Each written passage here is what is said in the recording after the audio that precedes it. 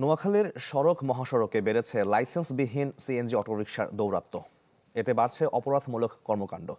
শহর সহ আশপাশে যানজটের কারণে চরম দুর্ভোগে বাসিন্দারা। অভিযোগ, এসব অবৈধ সিএনজি চলাচল বন্ধে নির্বিকার প্রশাসন।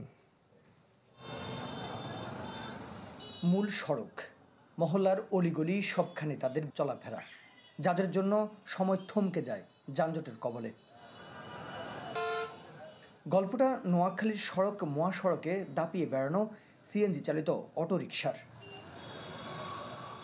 জেলার গুরুত্বপূর্ণ ও জনবহুল অন্তত 10টি স্থানে দখল করে আছে এসব সিএনজি চালিত অটোরিকশা, যার 85% নেই নম্বর প্লেট বা রেজিস্ট্রেশন। শোরুম তো কিনে লইতেছে, এটা অবৈধ নয়, এটা হলো বৈধ গাড়ি, কিন্তু কাগজপাতি করে না, কে করছে। যারা শোরুম দিছে এরাও দেয়, যারা কিনতেছে এরাও দেয়, যেহেতু আবার সরকারি লোকও দায়ী আছে, প্রধান হলো বিএটি দেয়।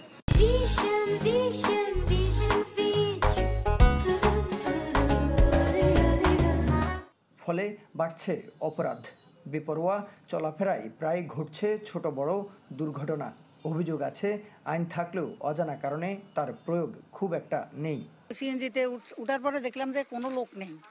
পরে ওখানে কিছুক্ষণ পর আরেকটা লোক উঠছে। ওই যে ব্যাংক থেকে আমি যে 60,000 টাকা উঠেছি, উনি আমার ব্যাগ থেকে টাকাটা মনে নিয়ে গেছে আর আমার কানের গুলো নিয়ে গেছে। প্রশাসন সুনির্দিষ্টভাবে সেটা যদি তাদের নজরে না থাকে, তাহলে সেটা তো তারা নানা ধরনের অপরাধের দিকে তারা জড়ায় পড়তে পারে।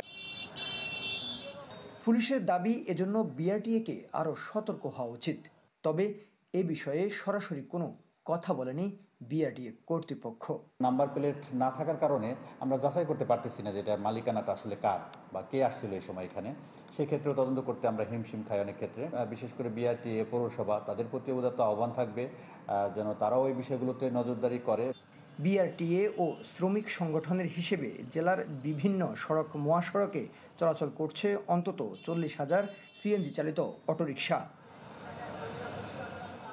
সুমন ভৌমিক, চ্যানেল